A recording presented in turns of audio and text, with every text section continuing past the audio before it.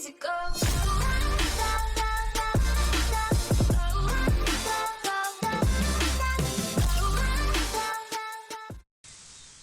Hi guys, and welcome back to BA Gaming.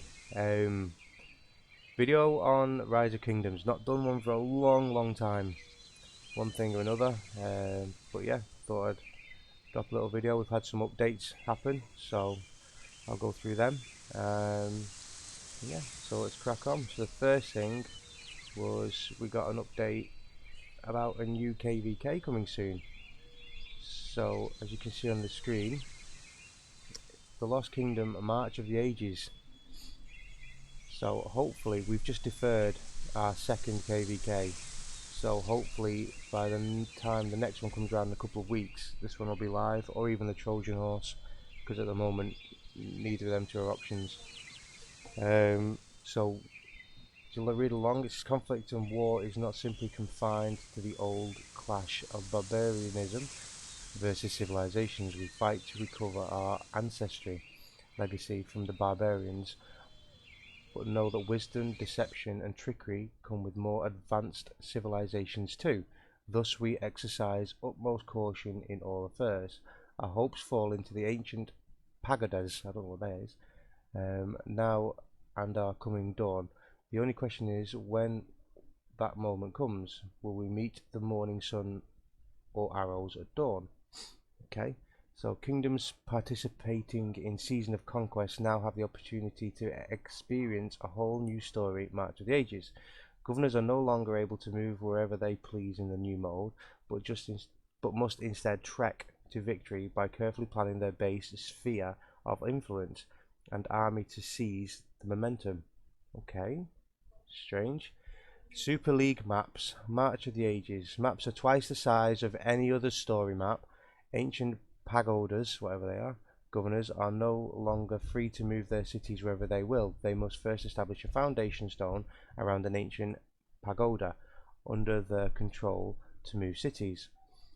Forward camps. Governors can establish forward camps at the front lines, which are critically important structures. So you have to set up, like, I don't know, that's weird, that. For healing troops and supplying reinforcements, Governor's careful placement of the forward camps will contribute significantly to the victory of this map. The supply radius. The supply radius is an area centered around the Governor's city or forward camps for garrisoned troops, and hugely impacts your troops' ability to damage. Governors should try to limit their engagements to within the supply radius as much as possible. Ability to damage. Governors should try to limit their engagement to within the supply radius. That's weird, that. To ensure troops can continue to deal full damage. Derelict passes. The map is scattered with abandoned passes, so derelict as to be impossible to control or traverse. Okay. This throws a chaotic element into the mix for every kingdom at the beginning, as each faces a different set of strategic choices, and governors must proactively plan and discuss how to overcome such challenges. So it seems like there's a lot more involved in this KVK base map than just going in all hell's blazing and killing people.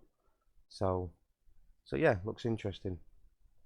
So and on top of that, we've had a few new characters. So we've had this guy here, Pakal D, pronouncing that right, I'm not sure. So attack, infantry, garrison and defense. Not garrison, garrison and defense. So that's a bit strange, having them two together. But hey ho. So his skill set is, it's not 100% yet, but that's what they should be. These things are normally pretty accurate, so yeah, I'm going to believe this is right. Deals direct damage, damage factor 50 to the target, and gains a shield that lasts 3 seconds, which can absorb a large amount of damage. Damage factor 500, very similar to Alex. Infantry units led by this commander have a 30% increased health and 25% increased march speed, while commanding the garrison of a stronghold or your own city. Infantry units have 10% increased defense. Third skill. When attacking strongholds and cities, infantry units led by this commander gain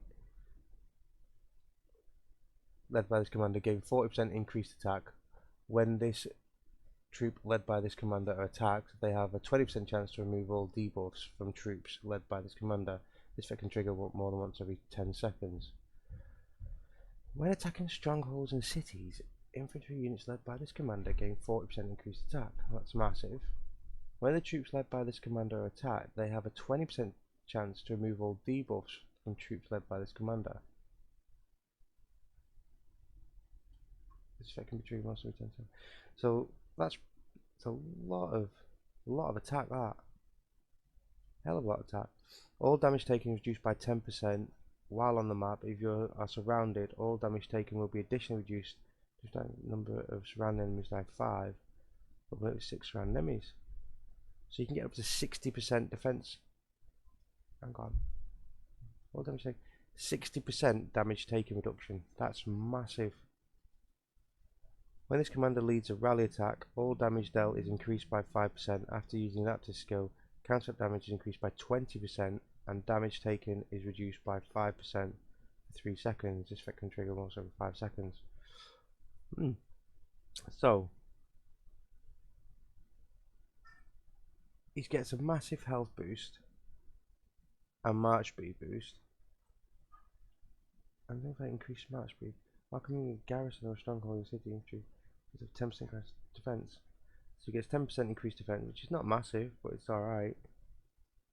So yeah, he's got some good skills. I hope they are right, to be fair, because they're pretty good. Then we've got this guy, Jiokjun Jung. I don't know if I'm saying that right either. Infantry, I think that's versatility, and attack. So yeah, nothing special. Looks pretty good. His skills, deals direct damage factor 1700 to target. If the target has less than 30% of units remaining, deals additional damage factor 300. That's pretty good. Just hit them while they're down. Infantry units led by this commander gain 40% increased attack and deal 5% increased damage to cavalry, but take 5% increased damage from archers. So, infantry units led by this commander gain 40% increased attack. That's, again, a massive attack boost. Deal 5%, and it's a passive skill as well, not active. Nice. While on the map, when troops led by this commander take skill damage, they have a 20% chance to reduce that damage by 50%. This effect can trigger most 1-4 seconds. That's massive as well. When troops led by this commander are attacked and can only contain infantry units, they have a 100% chance of gaining a stack. Each stack increases skill damage by 5% and lasts 8 seconds, with the maximum number of stacks being 12. Hang on. 100% chance to gain a stack. Each stack increases skill by 5%. So it's 60%. Wow. 60% increased skill damage. You'd want someone to surround you, wouldn't you? That's massive. While on the map, when troops led by this commander take skill damage, they have 20% chance to reduce that skill damage by 50% and deal damage factor number of stacks times 50. Up to 3 targets in a fan-shaped area. This effect can trigger most every 3 seconds. As the target force increases, the damage taken. Right, that pretty much means it'll be reduced by 15% for every other person that attacks, as it does in all the fan-shaped AoE thingamajiggies. So yeah, some really impressive skills there. So like I said, let's hope that they are right and real. I'll put them on the screen one more time for you. So if you want to pause the screen, you can have a look at them. So that's Jiok's skill, and that's Pakal. That's Pakal's skill. So you're going to pause the screen and read it. There you go. It's a bit blurry. I did get it off Facebook, so it's not my doing. But yeah, so I thought I'd just do a quick update video. Not much happening in game, unfortunately. A bit boring. We've got our KVK, got the choice of 8J, Strive for the 8, Trojan Horse isn't available yet, so just gonna leave that for now, I think. But yeah, nice and nothing much happening. So yeah, I'll say thank you very much. If you want any more rock videos, don't forget to leave a like and subscribe. But until next time, see you later. Bye. Easy go.